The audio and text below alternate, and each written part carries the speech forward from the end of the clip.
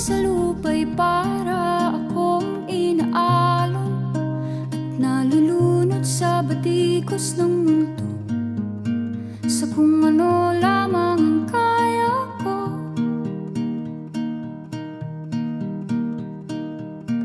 Bigang-biga na sa mga problemang di masolusyonan agad, parang wala nang bukas.